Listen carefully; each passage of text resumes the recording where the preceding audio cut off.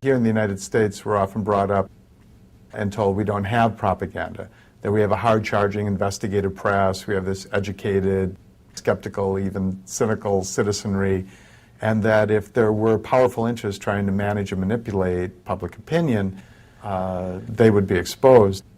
The reality actually is just the opposite.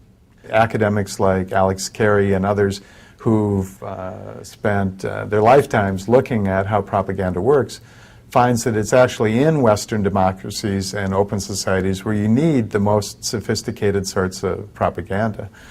And since World War I, thanks to people like Ivy Lee and Eddie Bernays, propaganda has become a business, this business of public relations.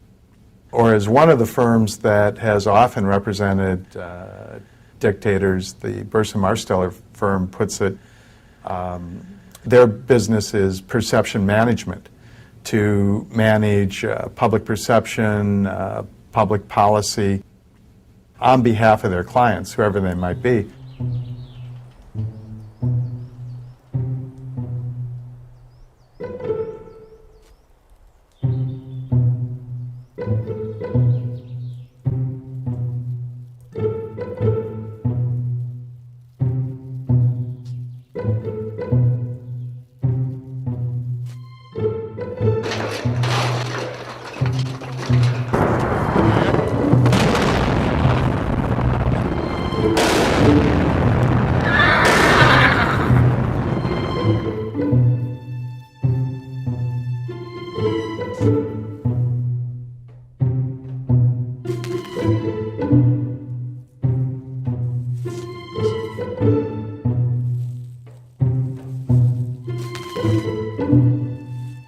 April 9th, 2003. Throngs of Iraqis spontaneously attack a statue of Saddam Hussein, the face obscured with Old Glory. Later, the stars and stripes are replaced with red, white, and black, symbolizing the transference of power from the liberators to the liberated. Defense Secretary Donald Rumsfeld describes the scenes as breathtaking. For the British Army, they are historic. BBC Radio calls them amazing. And they were, because the entire event was staged. Years after the operation, a U.S. Army report admitted that the toppling of the Saddam statue had been engineered by a psychological operations group. The document states, "Our TPT, or Tactical PSYOP team, saw the statue as a target of opportunity." A week earlier, another psychological operation laid the groundwork for what followed. The script was for a female Rambo turned damsel in distress to be rescued by U.S. armed forces. In the situation that we're talking about here with Private Lynch, as you know, on about the 23rd of March, her 507th Maintenance Company was ambushed. A number of the members of that maintenance company were killed, a number captured, and a number were unaccounted for, she being one of them. We waited 24 hours to get the cameras there to set up the whole thing to make this a big rescue, and the SWAT team goes in to save her, and then she becomes an instant celebrity overnight. That story happened the same day that the tanks were rolling into Baghdad. That's the same day that we shelled the Palestine hotel where the independent journalists were. The same day we blew up Al Jazeera's television station.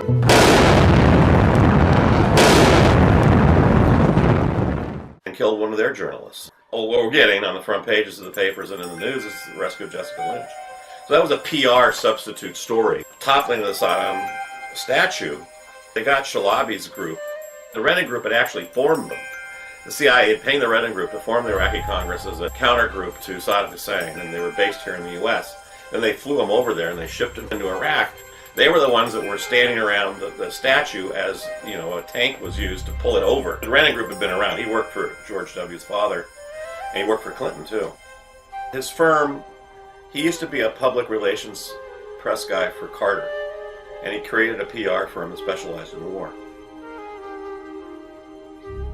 The head of the Rendon Group, John Rendon, denies that he is a national security strategist or a military tactician. Rather, he states, "I am a politician and a person who uses communication to meet public policy or corporate policy objectives.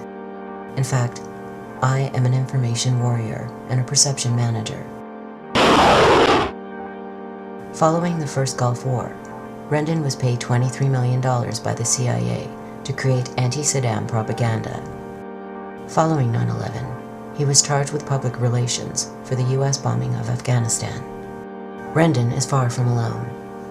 Public relations has mushroomed into a $200 billion a year industry, with PR flacks in the United States now outnumbering journalists.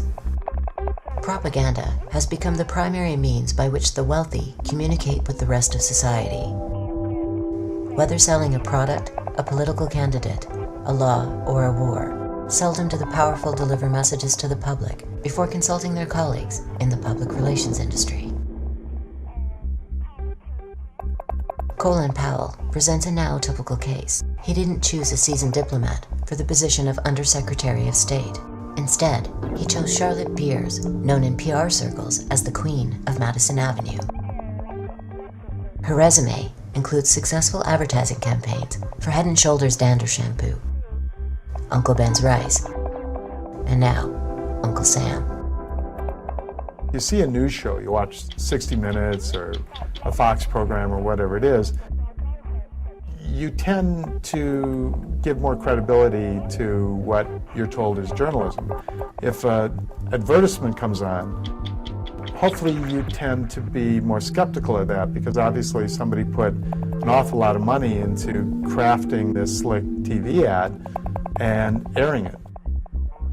But what you probably never suspect is that that news story you just watched was also crafted by a company given to the TV station or network with the understanding that they would put their own logos on it, identify it as real journalism, and air it.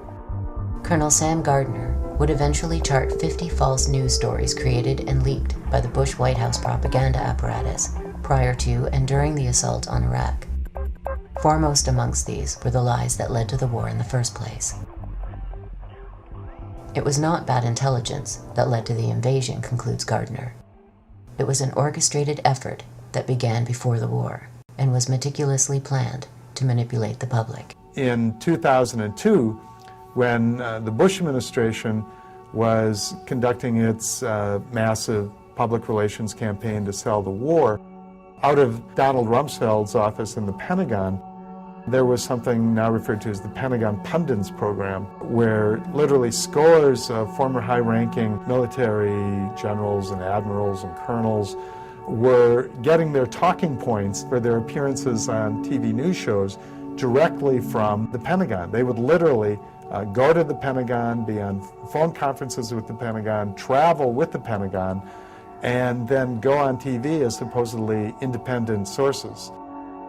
Although most of them were actually being paid in the private sector because these are retired military officials by defense contractors, and many of them were actually registered lobbyists for military contractors. So there's a bit of a conflict of interest right away when your bread and butter is based on being able to sell armaments and bombs and missiles, and you're supposed to be just a patriotic ex-general giving an honest opinion of what's going on. And even though that's illegal, there's no way to really stop it. And the most powerful medium through which it occurred refuses to even report on the scandal. You've got just a massive problem, and that's where we're at.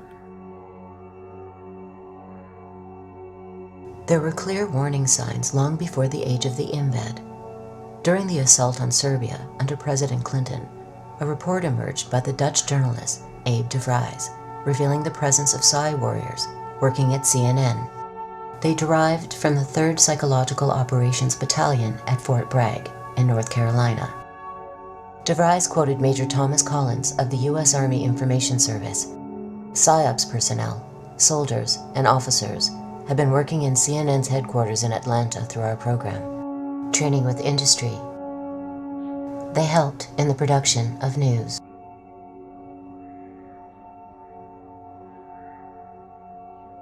What made the Iraq War different were not so much the tactics or even the scale, but the high-tech synergy. It was almost impossible to tell where the state ended and the Fourth Estate began.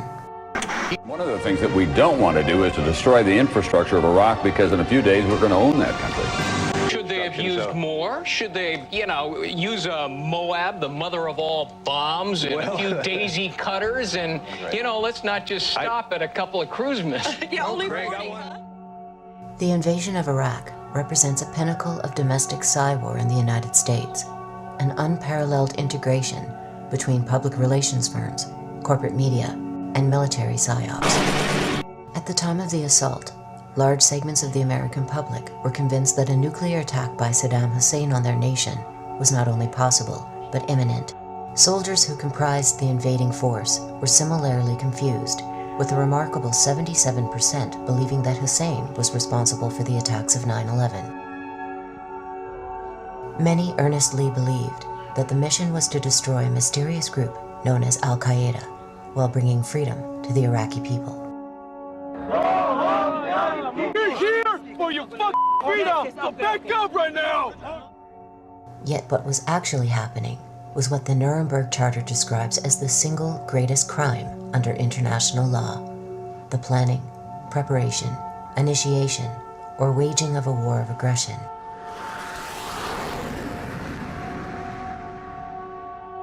Seven years later, the results of the invasion are clear. According to The Lancet, one of Britain's most respected medical journals, approximately 600,000 Iraqis had been killed from the invasion as of 2006.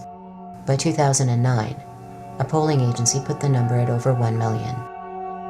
4 million Iraqis have been made refugees in their own country. Their entire society is shattered.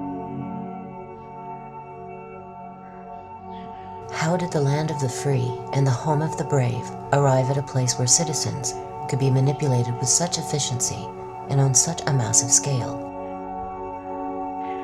Our story begins in an unlikely place, a coal mine.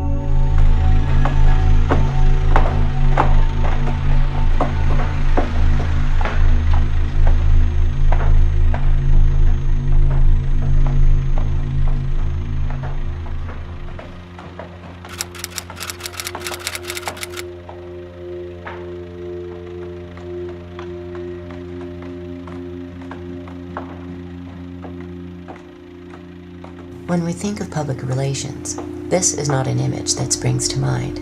Yet it was here, at the turn of the century, in the town of Ludlow, Colorado, that PR as we know it began to take shape. From the beginning, it was steeped in class warfare. The conditions that men, women, and children worked under in 19th century America were very much like what we think of now as the conditions in the global South, in which 13, 14-hour days were not uncommon. Living conditions were often in barrack-like housing. Children worked right alongside their parents. Those were the kind of conditions, and certainly if you picture what we see in the global South today, almost slave-like conditions, you can make the comparison pretty easily.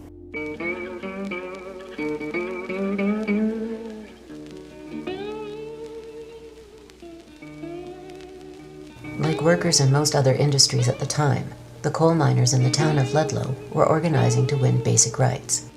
In 1914, the United Mine Workers Union called for coal companies to grant safe working conditions, tolerable wages, and compliance with state mining laws. In response, a labor organizer at Ludlow was shot to death by gunmen working for the Colorado Fuel and Iron Corporation, owned by the Rockefeller family.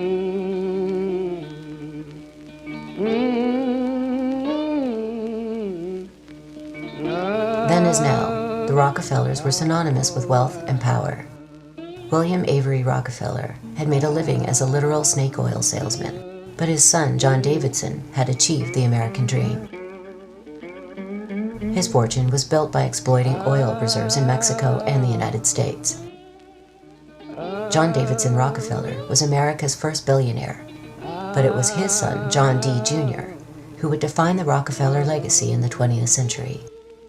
24 hours after striking workers and their families celebrated Easter, the end came. It became known as the Ludlow Massacre.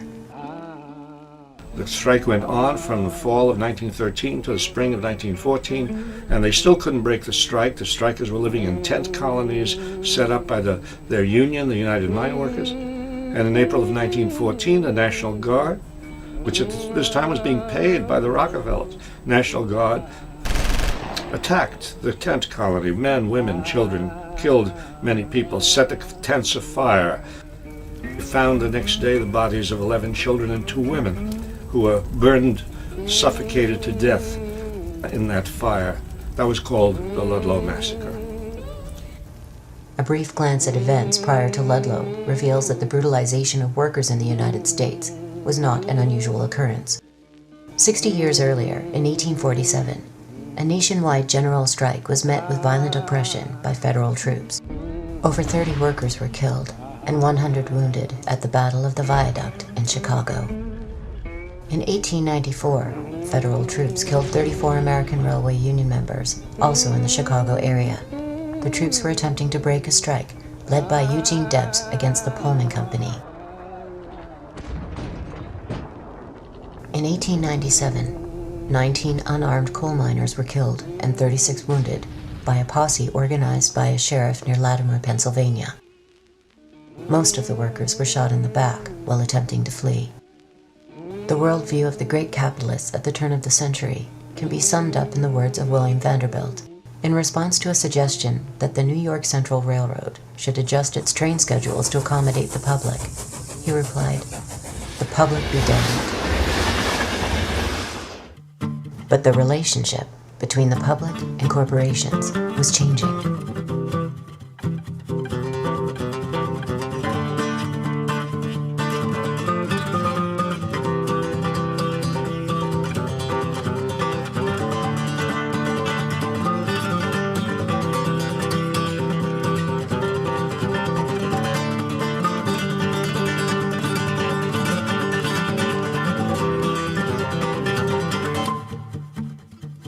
Decades of organizing and rebellion had given rise to a vast network of labor groups with increasing political power.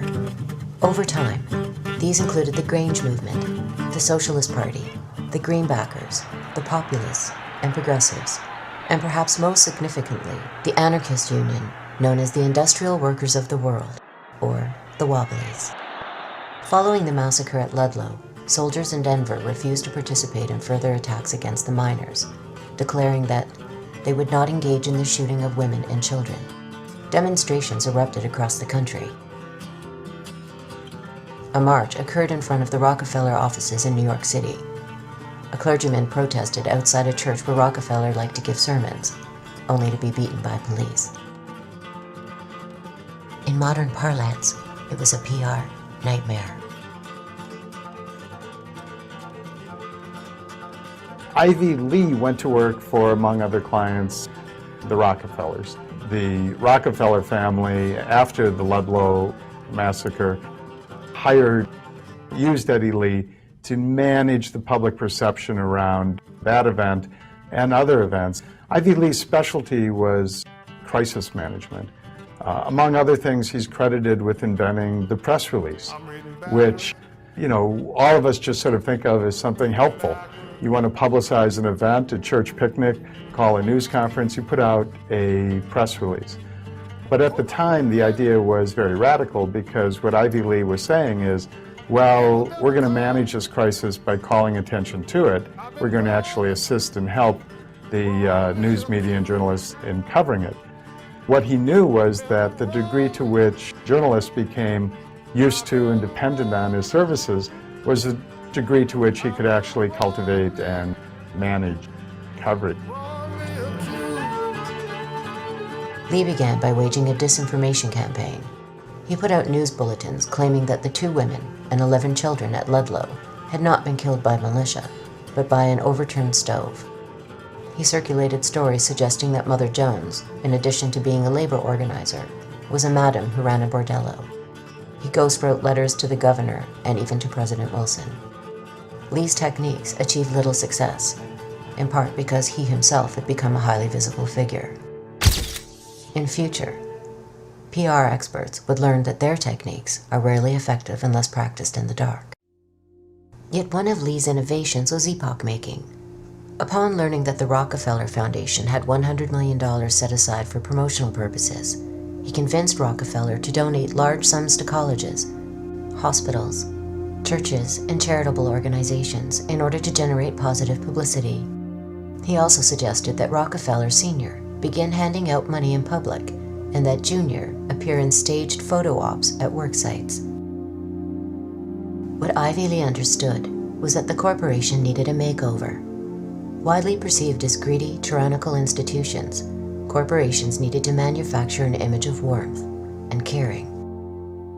This was the beginning of the public relations industry. Rockefeller didn't set up the Rockefeller Foundation until Rockefeller became very unpopular because of his labor policies. And suddenly Rockefeller needed to create a good impression. Well, it's an interesting phenomenon that the poor actually give a larger percentage of their income than the rich. I think the rich feel that they're doing more because, you know, giving $100,000 seems like a substantial kind of donation, and you know, it doesn't matter that they have 100 million. They still think, well, they've done quite a lot. So it's partly a result of this distortion of economic values, and it's partly a result of being cheap. You know, I mean, people don't want to give away their wealth, Ted Turner said, because they're afraid their status in the Forbes 400 is going to go down that little bit. So they give it away when it's prudent or when it's beneficial, when they can get some display benefit out of it, or when it can give them access to a different sort of social class or a different group that they want to be part of. But they have a more functional view of their wealth rather than a strictly charitable view. Charity, and private charity, and you might say government charity. Any kind of action that sort of relieves people's distress a little bit without changing the system maintains the system. In fact, that is the way the American system, which is very exploitative and very unfair, that's the way the American system has been maintained for all these centuries, really, by giving people a little bit and giving enough people, just enough, to prevent them from breaking out in open rebellion.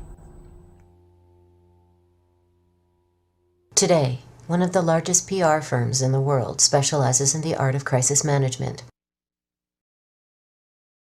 Burson Marsteller holds offices in 35 countries and has served clients as varied as cigarette maker Philip Morris, chemical giant Union Carbide, and the Monsanto Corporation, a company specializing in genetic engineering and other life sciences. Like the Rendon Group, Burson Marsteller is bipartisan to the core. Its worldwide president and chief executive, Mark Penn, served as Hillary Clinton's key political advisor during the 2008 election.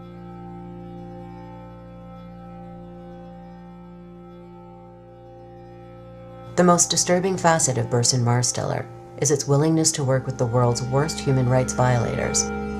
They ran PR for the Indonesian government as it committed genocide in East Timor. They worked closely with the Nigerian government and Royal Dutch Shell during and after the Biafran War in Nigeria, and they helped to improve the image of a US-backed Argentine military junta led by General Jorge Videla. One of their clients in the 1970s was the brutal Argentine junta, which had taken control of the government there and was rounding up dissidents, systematically torturing, beating, killing people, and flying out over the ocean and dumping bodies. Not a really good public image. So the Burson Marsteller firm was used by Argentina, hired by Argentina, and went to work for them quite happily under a FAB contract to improve the image of Argentina in the international financial community and in the Western press. In some ways, it should not be surprising that public relations has evolved into companies like Burson Marsteller and the Rendon Group. Looking back at the career of its first guru, we find a remarkably similar pattern. Ivy Lee went to work for the IG Farben company, a big German industrial company, and we know now that IG Farben was actually part of the Nazi propaganda inner circle. One of the most effective and, of course, horrifying government propaganda campaigns ever organized was the Nazi campaign that continued for years and years under the direction of Nazi propaganda minister Joseph Goebbels. And I.G. Farben paid Ivy Lee and also paid Ivy Lee's son to represent not just their interests, but the interests of Nazi Germany in an effort to paint the Nazi regime as being a friendly regime. But before lending his expertise to the Third Reich, Mr. Lee would do so for the American government. Along with other experts in the burgeoning field of mind science and public relations, he would engineer propaganda for World War I, not just against the enemy, the Germans, but against the American people themselves.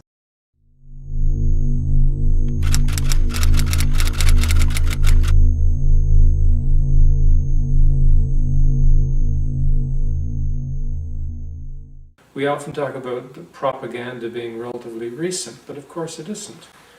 Even in ancient societies that weren't democratic, especially large states, it was understood by elites that if you don't have the support of the people, you could be in trouble. And so a fair bit of attention was actually given to legitimizing military adventures. I'm remembering here a passage from an old Chinese text, I think it's Han Feizi, so it would be about 2,300 years ago, where the author of the book says, in general, and I'm quoting now, in general, war is a thing that the people despise.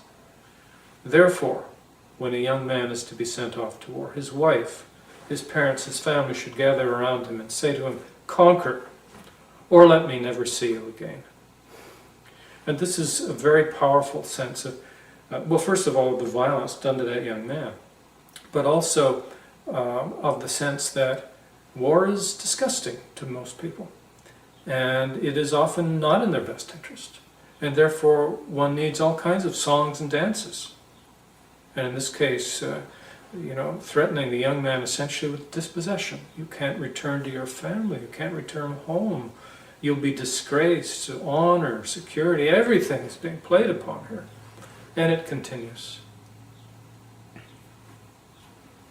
So yeah, national security is one of the most powerful notions in modern times to swindle, I think, people to do things that are not in their best interest and to support massive military complexes that are not in anybody's interest but that are like cancers feeding on society frequently.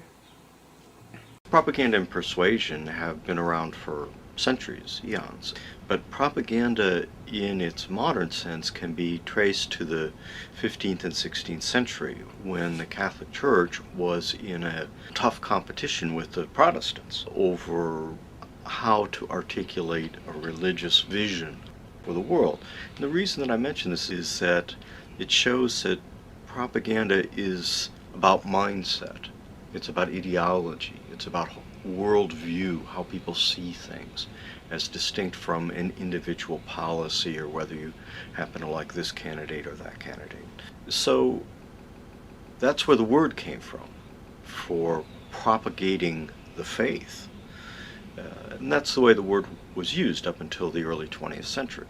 And then what emerged, particularly with World War I, was the application of this propagating the faith to refer to international affairs, to refer to what a national government would do, a national security policy.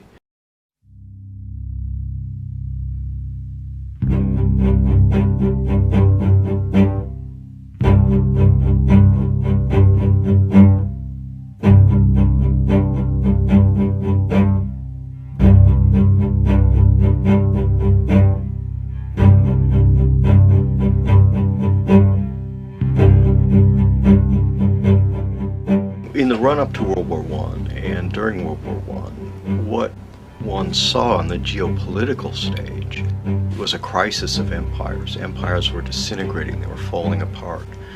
The British Empire seemed extremely strong at that time, and yet nevertheless was in a downward phase. It couldn't afford to support its own army, for example.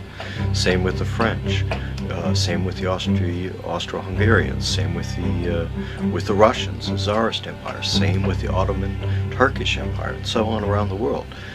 When that war was underway, most particularly the United Kingdom came up with an office whose specific purpose was promoting the war aims of the United Kingdom, the English, through publicity, through covert operations, through what would today be called dirty tricks, through telling the truth, through a whole number of different applications of information, using information as an instrument of war. And from the get-go, from the very beginning, it was both aimed at the enemy and aimed at the home population. The Creel Commission was the American variant of it. Woodrow Wilson came into office in 1916 with the slogan, "Peace without victory." He said, what we want is an end to World War I. Neither side deserves their support, and the population didn't want to enter the war.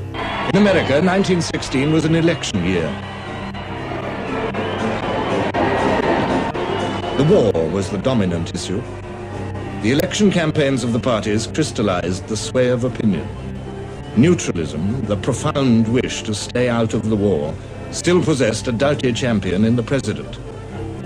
Support for Wilson's policy was strong in the Middle West and Pacific states. Europe's war seemed more remote there than on the Atlantic seaboard. At the Democratic Convention, Wilson was renominated presidential candidate. The chairman opened his speech with a text from the Sermon on the Mount. Blessed are the peacemakers, for they shall be called the children of God. Within a couple of months, Wilson was talking about victory without peace. And you had to somehow drive the population into accepting this sharp change of policy, the opposite of what they voted for. And that's where the Creel Commission came in. George Creel described his work with unabashed enthusiasm. It was a plain publicity proposition, a vast enterprise in salesmanship, the world's greatest adventure in advertising. 75,000 civil leaders, known as 4 Minutemen, were assembled to deliver pro-war messages to people in churches, theaters, and civic groups.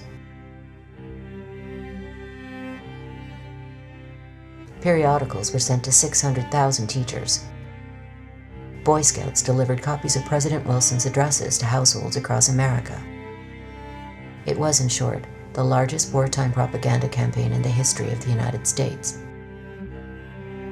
Central to the committee's propaganda were 2 basic ideas. 1, the American homeland was in imminent danger from a savage, bloodthirsty foe. And 2, it was the fate of the American nation, in President Wilson's words, to make the world safe for democracy.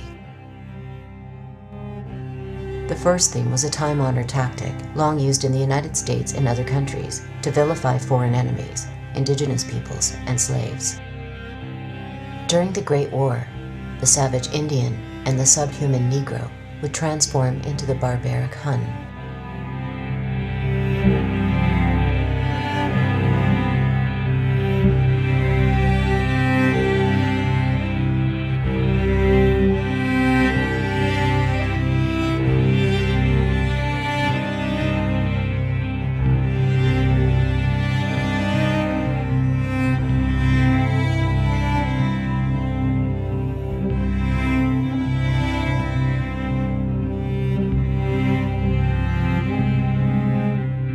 The caricature of the bloodthirsty Hun was bolstered by a series of fake news reports leaked by the new propaganda industry and disseminated to the public. Among them, the babies in Belgium had had their hands cut off, were being impaled on bayonets, and in one case, nailed to a door. That a Canadian had been crucified by German soldiers, and that dead bodies were being boiled down in so-called corpse factories to be used for ammunitions and pig food. In a foreshadowing of the Freedom Fries incident, sauerkraut was renamed Liberty Cabbage. False atrocity stories would become a staple for nations in wartime throughout the 20th century. The recent example occurred prior to the First Gulf War. While I was there, I saw the Iraqi soldiers come into the hospital with guns. They took the babies out of the incubators, took the incubators, and left the children to die on the cold floor. As it turns out, the massacre of babes never occurred. The young girl was actually a member of the Kuwaiti royal family and had been coached by the public relations firm Hill and Knowlton to give persuasive false testimony.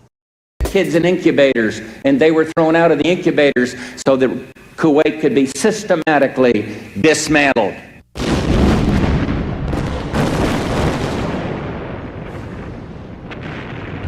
The attempt to engender hatred against Germans in support of the war effort was highly successful. But there was another, equally important aspect to the domestic propaganda campaign. If every adventure story needs a villain, it also needs a hero.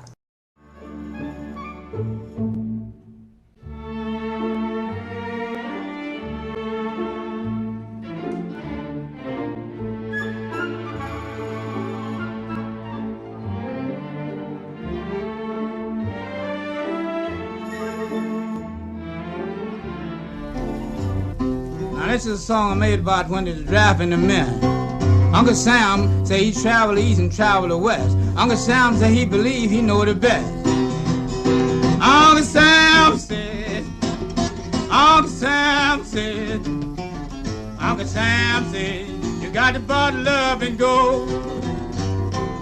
I'll travel the east and travel the west. Creel estimated that 72 million copies of 30 different booklets about American ideals were sent across the United States, with millions more sent abroad.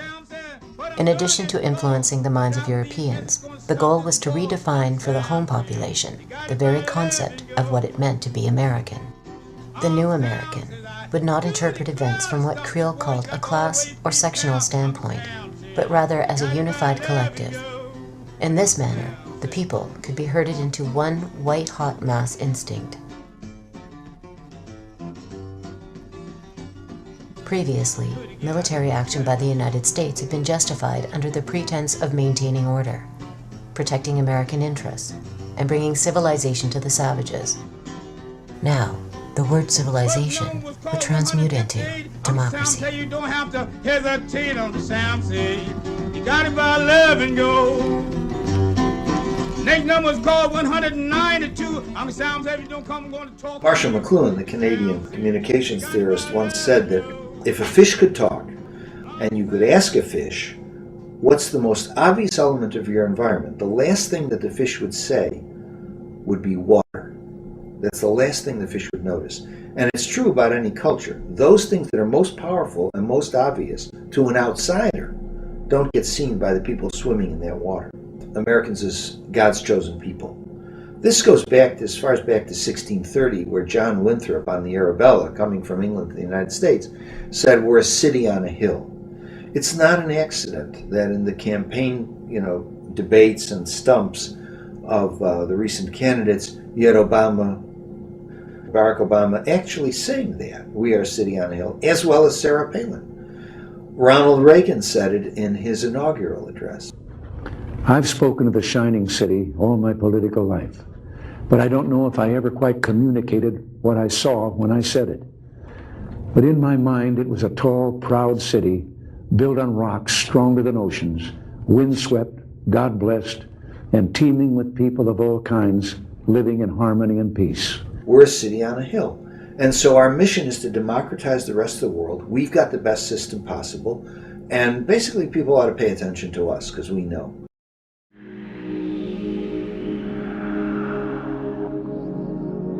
The idea of a particular state cast as savior of the world would be taken to new heights in the United States. But it wasn't an American invention. The savior motif was used as a justification for virtually every imperial intervention during the colonial era. French leaders spoke of a civilizing mission in their new colonies. British leaders spoke of bringing progress in civilized government to India. Imperial Japan spoke of unleashing an earthly paradise in Asia, while the Third Reich dreamt of a worldwide utopia.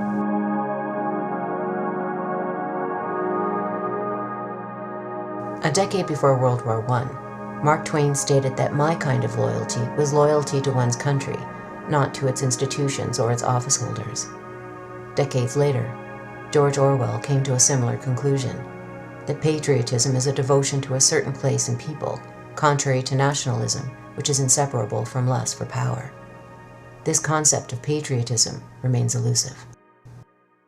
Once the war against Saddam begins, we expect every American to support our military, and if they can't do that, to shut up. Equating super patriotism with militarism, military endeavor, military achievements, military struggles and victories, that's all supposedly a special manifestation of super patriotism. And I argue that a real patriot wants something different for his country. He wants social justice, he wants peace and stability, he wants fairness, he wants an end to racism and sexism. He takes pride in his country's ability at social betterment rather than his country's ability to invade and knock around other countries. A real patriot feels an attachment to his country, but not at the expense of other countries. He or she may feel a special attachment to the history of his own country. He values the accomplishments of his country, like the abolition of slavery, emergence of collective bargaining, and the rights of working people for a better life, the gains made by women in terms of being able to get into public life. These are the kind of things that the real patriot would value. In October 2001, George W. Bush signed into law what civil libertarians characterized as an all-out assault against the Bill of Rights. It was called the Patriot Act. During the Great War, similar bills were passed. The Espionage Act of 1917 and the Sedition Act, passed a year later, authorized huge fines and lengthy prison terms for anyone who obstructed the military draft or encouraged what was termed disloyalty to the state. The sweeping legislation was quickly put into effect. And first on the list were the Wobblies.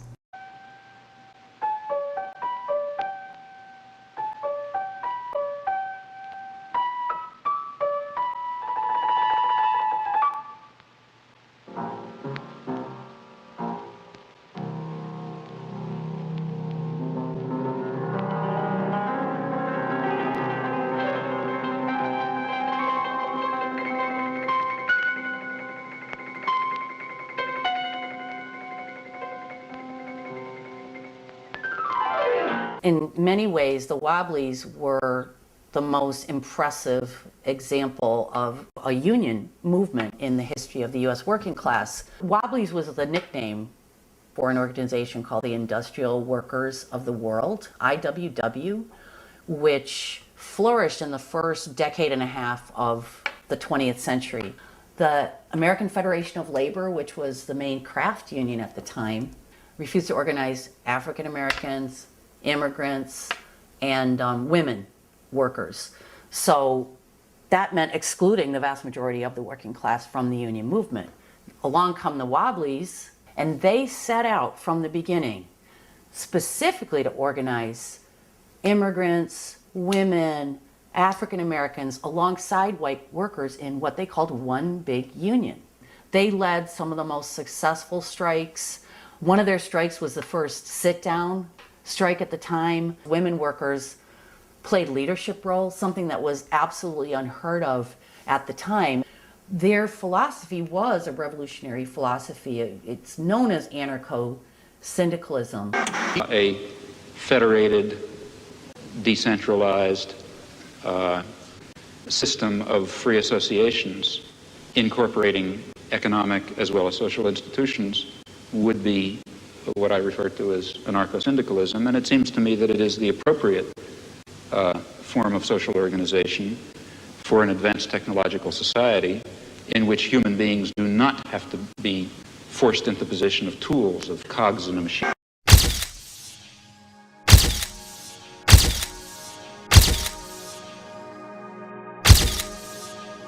On September 5th, 1917, federal agents raided offices of the Wobblies across the nation, leading to arrests for the offense of causing insubordination, disloyalty, and refusal of duty in the military and naval forces. 101 of the defendants were found guilty and received prison sentences up to 20 years. Wilson carried out a brutal internal repression called the Red Scare, which is the worst in American history, far worse than McCarthy, far worse than anything that's going on now. They arrested thousands of people, smashed the labor movement, heavy constraints on free expression, threw lots of people in jail, expelled all sorts of people from the country.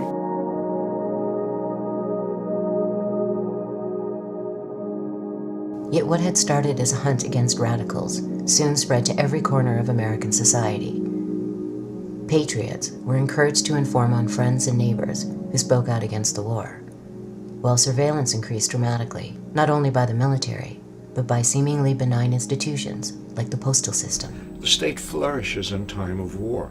The state grows stronger in time of war. The state accumulates power. The military is enhanced. The forces of repression are enhanced. War is an opportunity for the government to grow in power. By the time the war ended, the total number of deaths had reached approximately 9.7 million soldiers, with millions more suffering life-changing injuries and severe post-traumatic stress.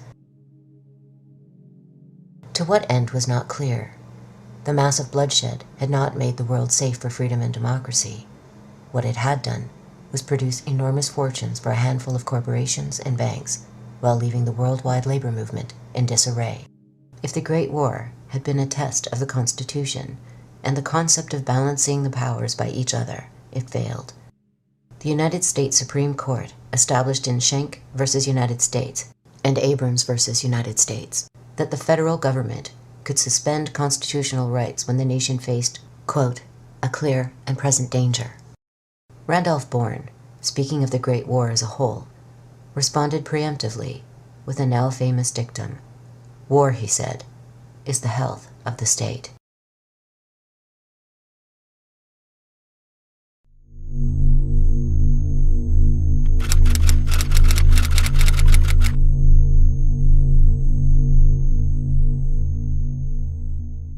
The definition of polyarchy that we have in the social sciences is a system where the participation of masses of people is limited to voting among one or another representatives of the elite in periodic elections. And in between elections, the masses are now expected to keep quiet, to go back to life as usual, while the elite make the decisions and run the world until they can choose between one or another elite another 4 years later. So really, polyarchy is a system of elite rule, and a system of elite rule which is a little more softcore than the type of elite rule that we would see under a military dictatorship, for instance. But what we see is that under a polyarchy, the basic socioeconomic system does not change. It does not become democratized. Wealth is not redistributed downward. You don't see a more equitable redistribution of wealth and resources. So that's the key. Socioeconomic dictatorship and free elections. That's the prescription for polyarchy. Participatory democracy would see not only more participation of people in the running of their daily affairs, but it would see a democratization of the economy, a democratization of social relations. In the 20th century, you can't really talk openly about rule by the rich. That doesn't sound nice. The devices that have been developed, propaganda devices, are ruled by the more competent, the technocratic elite, the responsible people, the educated sectors. There's a huge literature on this, but maybe the primary source for the 20th century is the leading public intellectual of the 20th century in the United States, Walter Lippmann, highly respected commentator on public affairs, also a theorist of democracy. During World War I, people who later emerged as sort of the founding fathers of modern communication research, modern communication applications, mass media applications. Quite a number of them had worked as propagandists during World War I, often as relatively young people who were shaping their own ideas at the time. One of them was Walter Lippmann, and Lippmann has emerged really to this day as a leading intellectual light of a particular way of looking at society. Today, Walter Lippmann is known as the Dean of American Journalism.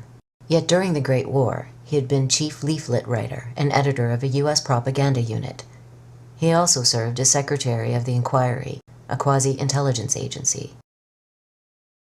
Before dealing with Lippmann's contributions to political theory, we first have to understand the forms of democracy that have characterized the United States and other Western nations since the age of the Great Revolutions. A leap forward from the age of monarchy, the new nation-states would nevertheless preserve the concept that wealthy elites had the right to rule over the mass of the population. Well, it's done me a sight of good coming forward in time like this, to see how wonderful things have turned out. But I wish I could take you back with me, back in time, back those 200 years when we were starting as a nation. I wish you could have seen this country then.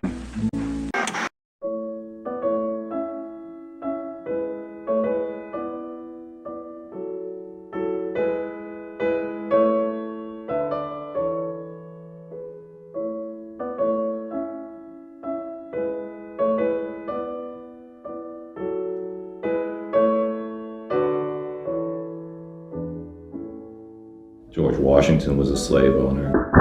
James Madison was a slave owner. Thomas Jefferson was a slave owner. Importantly, Jefferson, who was the most democratic of the lot, wasn't at the Philadelphia Convention. He was ambassador to France, and he picked up a lot of radical ideas from the French Revolution, which didn't exactly endear him to people like Alexander Hamilton. The initial divide in American politics then goes back to those roots. It's Jeffersonian Democrats against Federalists, the leader of whom, until he was killed by Burr, was Alexander Hamilton. Essentially a class struggle, a class conflict. Thomas Jefferson was, in fact, a fairly radical democratic thinker in his time. And clearly the Declaration's statement that we hold these truths to be self-evident, that all men are created equal and endowed by their Creator with certain inalienable rights, was a powerful democratic statement.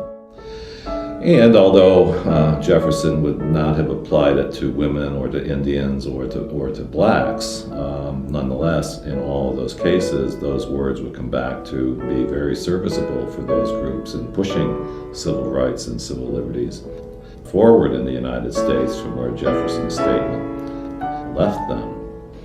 The problem with the Declaration of Independence was that once independence was won from Britain, then the question became one of governance. How were these former colonies of Britain to govern? What led immediately to the Constitutional Convention in 1787 were a series of uprisings by debtors, essentially, not just in Massachusetts. The most famous is, of course, the Shays Rebellion in 1786. The American state was founded largely to get the Ohio Valley, largely to cross the Appalachians. That is the Constitution, to organize an army and money in order to conquer further lands more to the west. That's the origin of the USA. But to do that, the slave masters are not going to do the fighting. What they will do is hire poor people to do it. But when they don't pay the poor people, as they didn't pay Daniel Shays takes matters into his own hands in 1787 and goes to the courts and shuts down the courts because the courts were beginning to foreclose on the grounds that Daniel Shays and the other veterans from the American War of Independence did not have the money to pay back. Debtor riots were happening throughout the 1780s, and they were sufficiently scary from the point of view of people with property that they had to do something about it. And what they did about it was essentially overthrow the Articles of Confederation and instill a much stronger, much more able government to protect the property interests that were in dire threat from the people, quote unquote. This was an elitist, you could almost say coup d'etat, except there wasn't any strong central government to launch a coup against. They were really trying to set one up and protect it against majoritarian interests, especially economic interests, especially property interests, especially threats from people who didn't have much. First thing they did when they got to Philadelphia in 1787 was they locked the doors. The only reason we know what happened behind those closed doors were that people like James Madison kept extensive notes. The American Constitution was formulated primarily by James Madison. He's the major framer of the Constitution, and he wanted to overcome what he called the tyranny of the majority. He said a primary goal of government is to ensure that the opulent are protected from the majority. So therefore he designed the Constitution in such a way that, as he put it, the wealth of the nation will be in charge. The more responsible set of men, those who sympathize with property owners and their rights. And the system was designed that way. Power was in the Senate, which was the least representative body, and it was the wealth of the nation. In fact, it still is. The House of Representatives, which is more democratic, in theory, was given much less power. And the powerful executive is also supposed to represent the wealth of the nation. In Madison's defense, one should say that he was really pre-capitalist in his mentality. He assumed that the wealthy would be what he called benevolent gentlemen who would not be concerned with their own interests, but with the benefit of the people. Adam Smith, who preceded him, was much more realistic. He pointed out that the principal architects of policy, namely the merchants and manufacturers in his day, they ensure that policies are designed so that their own interests are protected, no matter how grievous the effect on others, including the people of England. It's rather interesting to compare Madison's thinking, which founded this country, with the first major book on politics, namely Aristotle's Politics. Aristotle surveyed many kinds of systems and decided that of all of them, didn't like any of them, but he said of all of them, democracy is probably the best. But he said that democracy has a problem, and it was the same problem that Madison noticed centuries later. He said if in Athens everyone had a right to vote, the poor majority would attack the property of the rich, insist that it be divided, and he also felt that was unfair. But Madison and Aristotle had opposite solutions. Madison's solution was to restrict democracy. Aristotle's solution was to restrict inequality. Opponents of the new government were called anti-federalists, though the term is inaccurate. The majority favored some form of federation, but insisted on more localized control, with a more participatory democratic system. The Bill of Rights, the first 10 amendments to the Constitution, they were the price the Federalists had to pay in the ratifying conventions to pass the document. So the democratic element of the Constitution, which of course is the Bill of Rights, was forced down their throats. It didn't come out of Philadelphia at all. It was appended in 1791 and forced down on the Constitution by the more democratic elements in the society. Even with the Bill of Rights, we have a system which, is hardly perfect from the point of view of civil rights and civil liberties, let's put it mildly. They've trampled all over with the rights of citizens. So the Bill of Rights is hardly an ironclad set of guarantees for civil rights and civil liberties in the United States. I'd hate to think of the United States without it. The anti-federalists were significantly more partial to democratic elements in the society and to the rights of ordinary people than were the significantly more elitist Federalists. If the greatest legacy of the anti-federalists was the Bill of Rights, their dream of direct democracy was not to be. At the time, many dissidents made predictions for what they believed would come to pass as the new nation grew and flourished. The natural course of power is to make the many slaves to the few, one anti-federalist wrote. Another objected to the new government because the bulk of the people can have nothing to say to it. The government is not a government of the people. The men of fortune would not feel for the common people. An aristocratical tyranny would arise, in which the great will struggle for power, honor, and wealth. The poor become a prey to avarice, insolence, and oppression. In short, my fellow citizens, it can be said to be nothing less than a nasty stride to universal empire.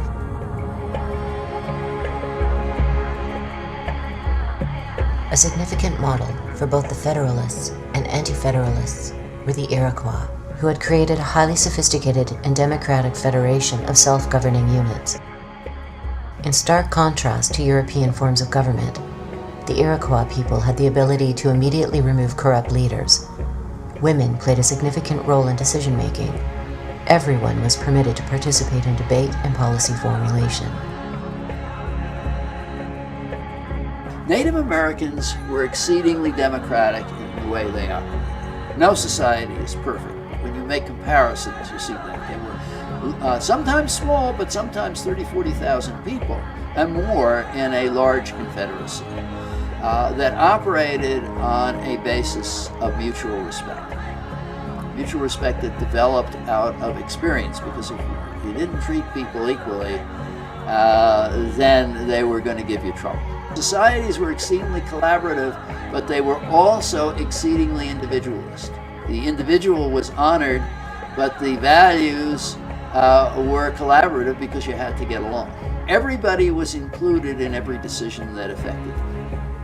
Elders obviously were honored. They knew more. You listened to your elders, but everybody had a say. You have an extremely participatory society, and as it moved up to larger, there's a great deal of decentralization. So if you had a large number of people, and they would be in a federation, the village would decide for itself. The tribe would then decide, but the individual villages would have to decide. Then the tribes in the federation, their representatives would meet. But they wouldn't decide for everyone. They'd have to have the consensus of local people. So if there wasn't consensus already, they would have to go back and discuss it. So that to the extent that there was representation, these were representatives who were truly representative. They would have to go back. They wouldn't keep their positions unless they consulted people. And they knew that. Even if they had the authority to make a decision, people would go elsewhere and not keep them as leaders if they didn't listen to them and they didn't treat them. By and large, you had a much more participatory society, and even on the larger, more representative level, the representatives really had to listen to their constituencies. Ironically referred to as primitive and savage, Native Americans had actually created a far more democratic system of self-governance than any civilized nation in history. But their anarchic models, as well as the more limited democratic systems proposed by the Anti-Federalists, were incompatible with Madison's elitist vision. In republic and parliamentary democracy alike, citizens would be reduced to passive observers. They would be allowed to pick and choose which individual made decisions on their behalf, but they would not be able to make those decisions themselves. Returning to the period after the First World War, we find widespread support amongst intellectuals for Madison's elitist interpretation of democracy. According to Walter Lippmann, the public's function in politics was to be interested spectators of action, but not participants. Yet Lippmann perceived a problem. New technologies in communication and transportation had awakened millions of disenfranchised people to a new world outside their towns and cities, while traditional economic, political, and social structures remained in place. Something had to change. But rather than advocate structural changes in society's institutions, Lippmann suggested that propaganda readjust the public mind. In his essays on democracy in the 1920s, which are incidentally called progressive essays on democracy, he was a Wilson, Roosevelt, Kennedy liberal in the American sense. He says that the majority are simply incompetent. They are ignorant and meddlesome outsiders, in his view. That's the majority of the population. And to allow them to participate in decision-making would be a complete disaster. So therefore we have to design means to ensure that what he called the responsible men, of whom he was of course one, are protected from the roar and the trampling of the beasts, the ignorant majority.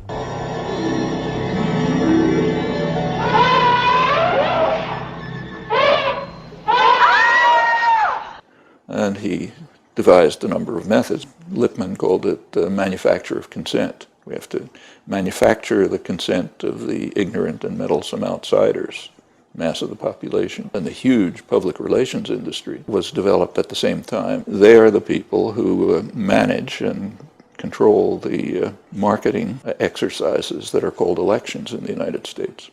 They are marketing exercises, and they're well aware of it. Apparently we have all been wrong. It is pronounced California. Ladies and gentlemen, the governor of the great state of California, Arnold Schwarzenegger.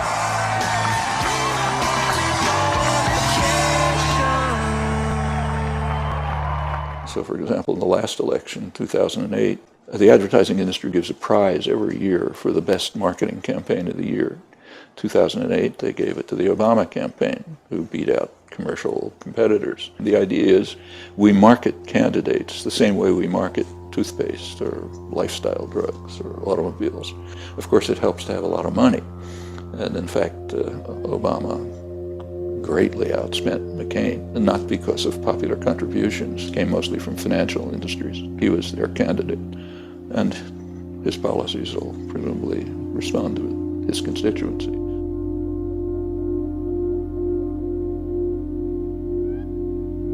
Prominent intellectuals continue to argue that the world's complexity makes democracy impossible. A recent cover story in Time magazine claimed that democracy is in the worst interest of national goals. The modern world is too complex to allow the man or woman in the street to interfere in its management. A man who surely would have agreed was Edward Bernays. Like Lippmann, Bernays served as a propagandist on the Creel Committee, and like Lippmann, he went on to refashion wartime propaganda for peacetime aims. In his classic text, Propaganda, Bernays suggested that elites regiment the public mind every bit as much as an army regiments their bodies. Bernays considered mass mind control so crucial that it constituted, in his words, the very essence of the democratic process. Bernays' opportunity to shine arose when a crisis threatened not only the profits of major corporations, but the entire capitalist system. The solution, as theorized by business leaders, would lead to social breakdown, environmental catastrophe, and further alienation between the American people and their government. It would also lead to wealth on a scale never before imagined.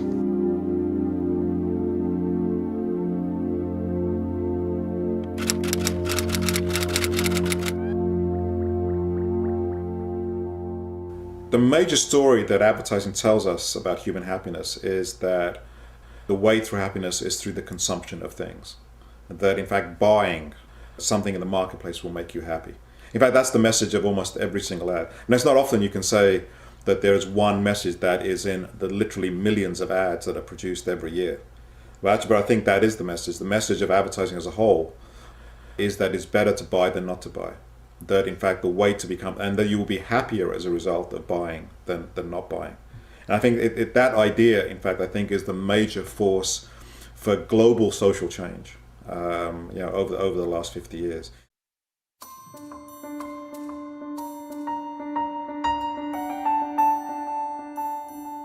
In the 1920s, business leaders were faced with a dilemma. Overproduction of goods had exceeded demand. Production between 1860 and 1920 had increased by 12 to 14 times, while the population only increased by a factor of 3.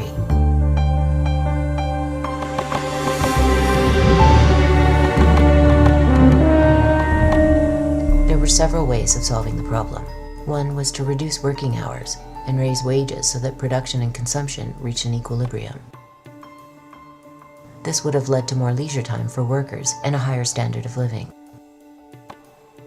The problem with this solution is that it could have entailed a slight decrease in profits. Corporations are mandated by law to maximize profits on behalf of their shareholders, regardless of social or environmental costs. According to business leaders, there was another problem.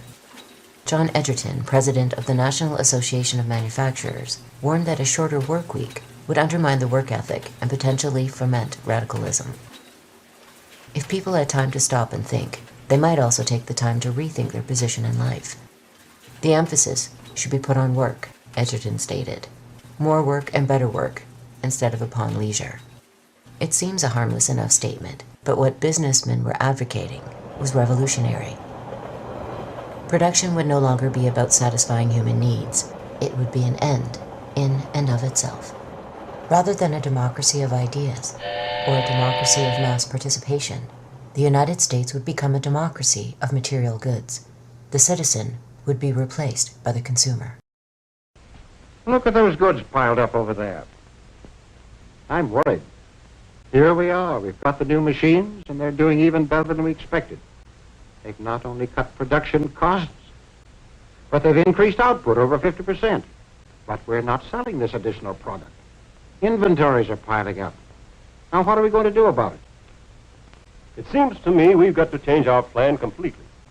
Now that we're increasing production, we've got to put on more pressure, work the territory more intensively. You mean more advertising? Yes. The problem of capitalism is the problem of consumption. And the problem is that after your basic needs have been met, there is no real need for consumption. And so you have to convince people that, in fact, their identities are based upon the consumption of objects for which there is no material need. That's the problem that comes from the expansion of the market. If you look at advertising, it's a very interesting history. In the first period of advertising, we can say right up until about the 1920s, advertising talked about goods themselves. They talked about how they were made, what they did, how well they lasted, etc. It really is a discourse about objects, about what goods did. However, starting around 1920, that changes. And from that period on, advertising doesn't really talk about goods themselves. They talk about the relationship of goods to our needs. At the center of the new strategy was Edward Bernays. If Walter Lippmann had concerned himself with an overarching analysis of mass media and democracy, Bernays would devote most of his energies to propaganda on behalf of the corporation. His uncle, Sigmund Freud, would serve as his muse.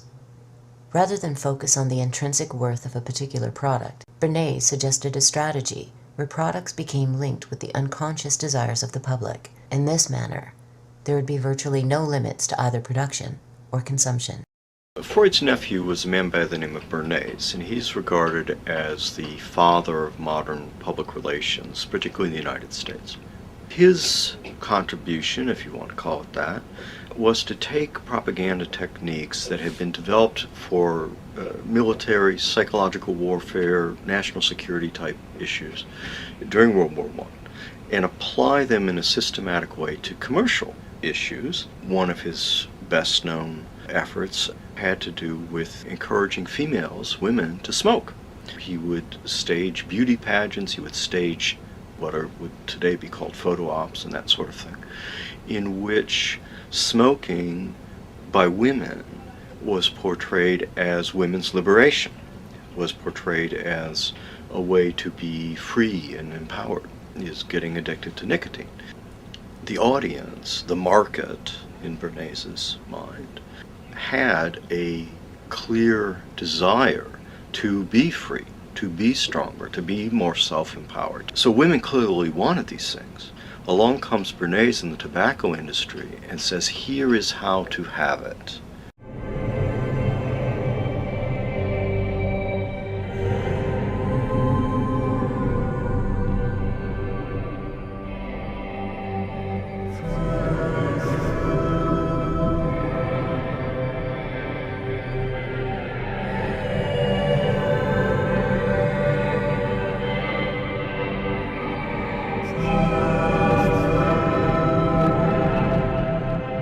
Goods don't make us very happy. Goods are not central to satisfaction. What actually really makes people happy are non-material things. What makes people happy seems to be things connected with sociability. I don't mean to say by that material things have nothing to do with happiness. Poor people are not happy. They don't have access to clean drinking water. They don't have access to food. They don't have access to shelter. So it's not that material things are not connected to happiness. They are to some degree. But once you get past a certain level of comfort, material things simply don't provide us happiness. At the same time, there is this giant propaganda system of advertising that is, again, perpetually telling us that the way to happiness is through objects, the way to happiness is through consumption. What makes people happy are things to do with society, with connection, with personal connection. with autonomy, with relaxation. In fact, when you ask people what it is that makes them happy, goods very rarely come into it. However, the problem is that capitalism has to sell goods. The marketplace provides goods, and therefore what it did was it took the images of the life that people really want, which is a life of meaning, of connection, of sociability, of friendship, of family, of intimacy, of sexuality. Those are the images that it took, and it linked them to objects. And so advertising is both true and false at the same time. If it was simply false, it wouldn't work. But advertising is true to the extent that it reflects our real desires. As bizarre as it may sound for people who dream of fantastic wealth as a cure for unhappiness, the same holds for the wealthy. Beyond a certain level of material comfort, deprivation is relative.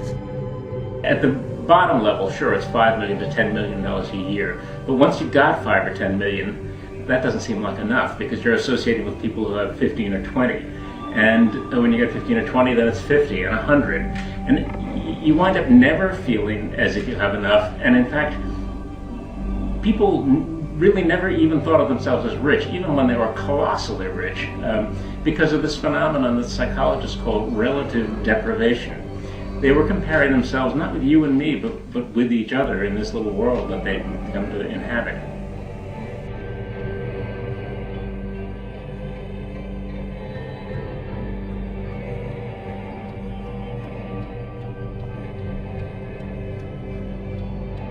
In his book, The Status Seekers, Vance Packard uses the phrase merchants of discontent to describe a deliberate strategy by advertisers of targeting the less affluent with status symbol messages. For someone with little chance of changing their social conditions in life, consumerism offers a quick fix that allows people to feel as though they are climbing the social hierarchy, when in fact, they are standing still. The strategy was particularly evident in mid-century automobile advertising. Studies found that people who lived in housing developments were more likely to park their cars outside of the garage than those who could afford more expensive homes. A typical example is this advertisement from Plymouth. It reads, "We're not wealthy, we just look it." The American way of life would be characterized by a myth which would seem to make political activism unnecessary. In the new democracy of material goods, there were an infinite number of possessions to be purchased by rich and poor alike. There was no need to change institutions because the system was already perfect. It was called the American Dream, and happiness was just one possession away. Are young adults, and the shopping centers are built in their image. Selling to young adults demands a new kind of marketing.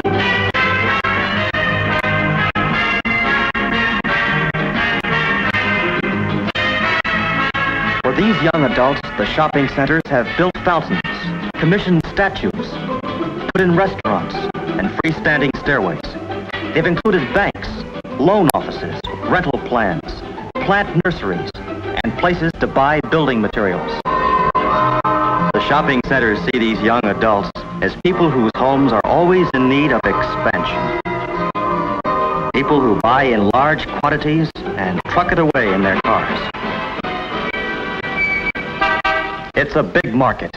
In the tinsel and glitter world of Beverly Hills, superstars reign supreme in million-dollar mansions that hold a weird fascination for everyone else. Visitors rubberneck for hours just for a glimpse through the guarded gates. And so I'm going to buy things to fill that emptiness up. And then we see the religious power of it. Because if the medics arrive basically to take the corpse away or the body to the hospital, and you're not going to get out of the way because you're going to save $50 on a DVD player, that suggests something has gone fundamentally wrong. Everybody's looking restless. Oh, that's an 8-minute countdown!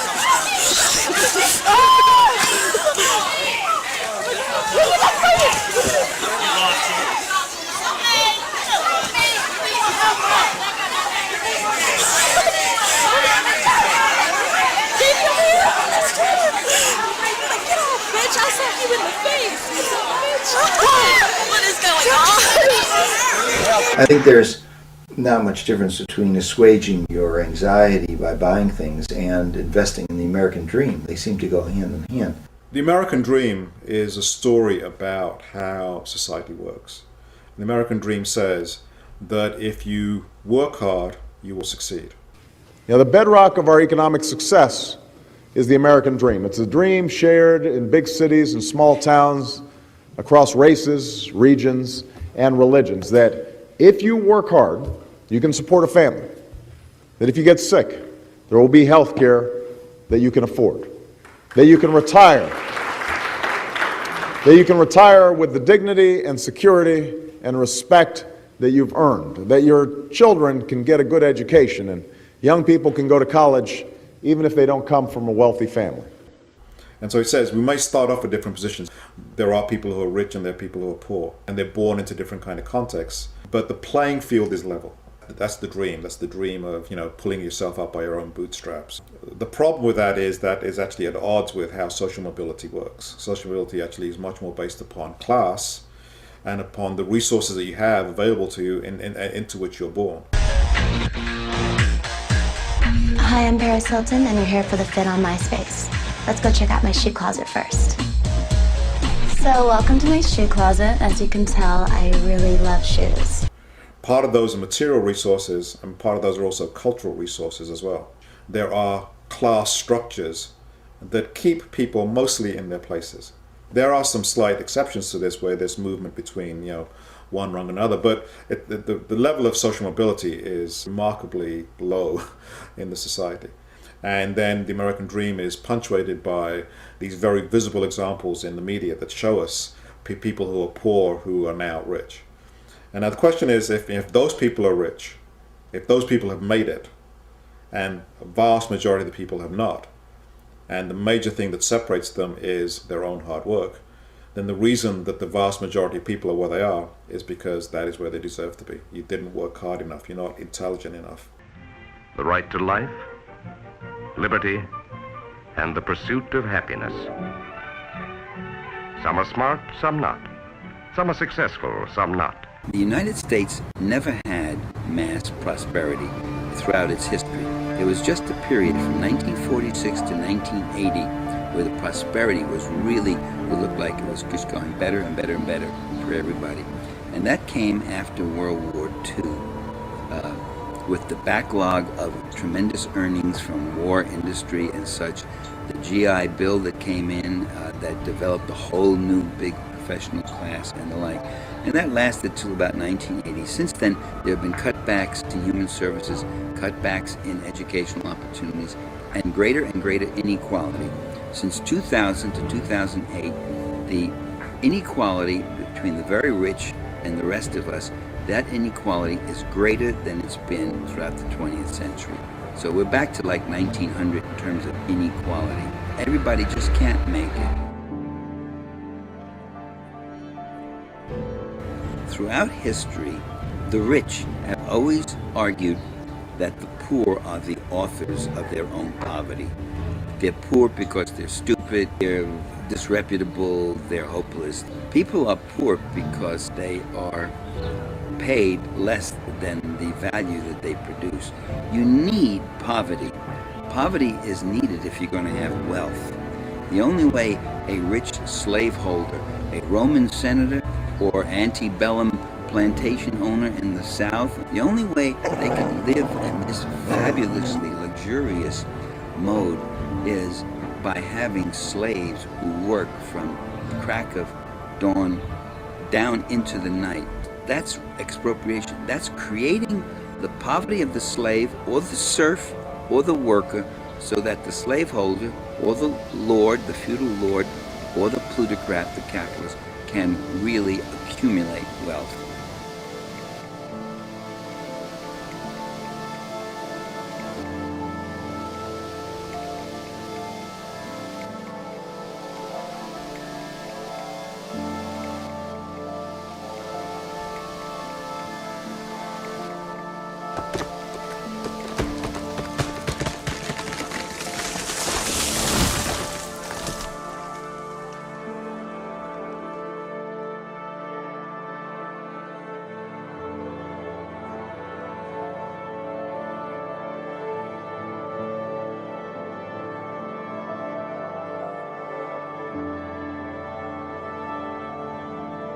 the idea that human happiness is connected to the immense accumulation of commodities.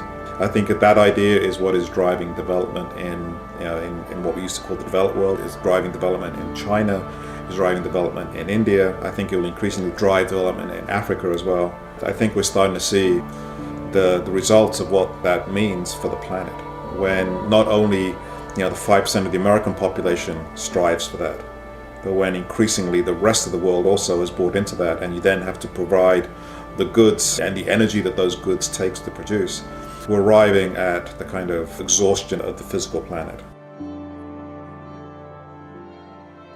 The ancient philosopher Confucius, he was asked what he would do if he were ever to rule the state.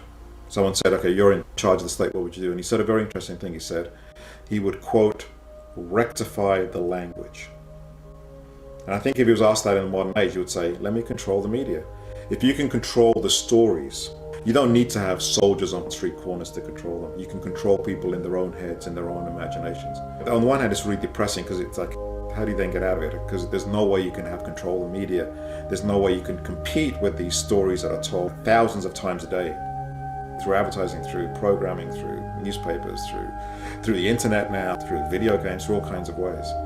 At the same time, the reason I'm hopeful, the reason actually gives me some optimism is that capitalism has to do that. That unless it does that, they know that things will fall apart. So capitalism in that sense is like a house of cards. A house of cards, it has to be constantly held together. We have to be told every single day what this story is. And they have to do it every day because it's unnatural. If it was natural, they wouldn't have to do it. And if they stop, they know that in fact it would fall apart. That actually is the great hope for me, is in fact the amount of time they have to spend convincing us about the value of this society is in fact what gives me hope that that there's an alternative just below the surface, and that alternative is much more human, much more compassionate, is much more connected to concern for other people, is much more connected to concern for the planet, and that it's being held down by this incredible and relentless propaganda system.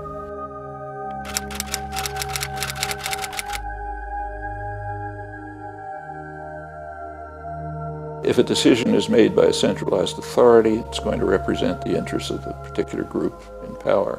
If power is actually rooted in large parts of the population, if people can actually participate in social planning, then they will presumably do so in terms of their own interests. So that's why Madison, for example, and Lippmann and Bernays and a whole host of others have argued that we cannot permit the population to participate, because if they do, they will pursue their own interests, not the interests of the wealth of the nation. If you have centralized power, they'll use it for their own interests. You don't have to read that in a complicated textbook. It's understandable by any 10-year-old child, and not by educated people, though they have it driven out of their heads and have various illusions replacing self-serving illusions. If the population are participants, they'll serve their own interests. Public opinion is very well studied, so we have a wealth of information about what the public wants. And there's a huge disconnect between public opinion and public policy. The public and policymakers differ enormously on crucial issues. It's all very natural. It's nothing surprising about it, and people understand it. So about 80% of the population in the United States says that the government is run by a few big interests looking out for themselves. What do you mean by democracy? If you mean by democracy a system that accepts that the relative distribution of power and influence and wealth and income in the society is sacrosanct. If the social system we call and know as capitalism is inviolable, and you can't, in fact, erode or undercut the primacy of that class's power and property politically, then you've just ruled out democracy. The founders had a very clear idea that in order for political power to be democratic and to be equal, economic power also had to be democratic and equal. okay? And that was the last thing they wanted.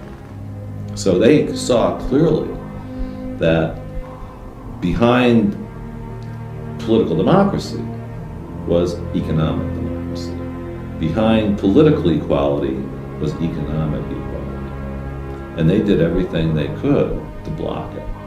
The claims of mind control are based on a belief that human beings are powerless or relatively powerless when they become the targets of psychological operations and propaganda. Media control, yeah, it has an impact on public opinion, without a doubt. It has an impact on the assumptions that people bring to trying to figure out what to do with their lives. It's powerful, but it's not the same as mind control. I think the best way to stop propaganda is for people to understand what it is and how it works. I don't think we're going to stop propaganda so long as we have freedom of speech. And frankly, I think that's a good thing for us. But there will always be people who exploit freedom of speech for their own ends. But propaganda loses its effectiveness if people understand what is going on. A very important thing that can be done to reduce the power of propaganda is to force the players to the surface, so that where you have campaigns, political campaigns, product campaigns, cultural campaigns that are organized by big propaganda agencies, public relations agencies, then part of the task for people who are observing this going on is to make this public, make it understood that what's appearing on the front page of the Washington Post, for example, really is a propaganda or public relations campaign that's coming from a particular faction of society who are paying for it, and that they have names. It depends on what people believe, what people perceive, what people know. And for a democracy to really function and thrive, unlike Eddie Bernays, I would say what we need is more information, more freedom, more transparency, and more information about who's manipulating public opinion and the public mind. Eddie Bernays believed that fundamentally people were unable to govern themselves in a democracy because most of us were just too dumb to figure it out. And so he used that to justify his practice that he exalted of managing and manipulating public opinion. I think actually what we need is a lot more exposure and education about how public opinion is managed and manipulated, so that we have a citizenry that can actually function and be critical thinkers and decision makers and govern ourselves in a democracy. Clearly, individual and public opinion is crucial to everything. As long as you can manage and manipulate public opinion, or as Burson Marsteller likes to put it, public perception, you can control public behavior and policy. That's what Eddie Bernays knew. That's what he was saying when he talked about engineering consent. And so, yeah, I believe that the ultimate battlefield really is in the mind.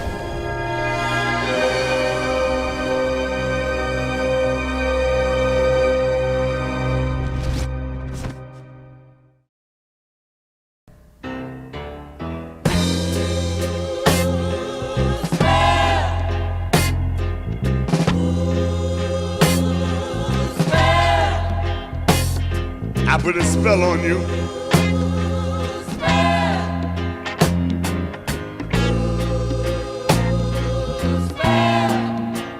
Cause you're mine.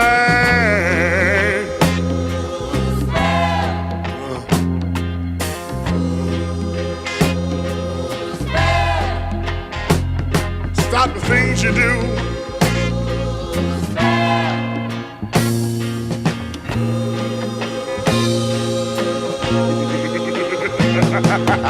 Watch out! I ain't lying.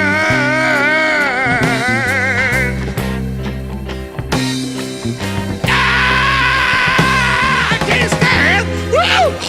Woo! No running around.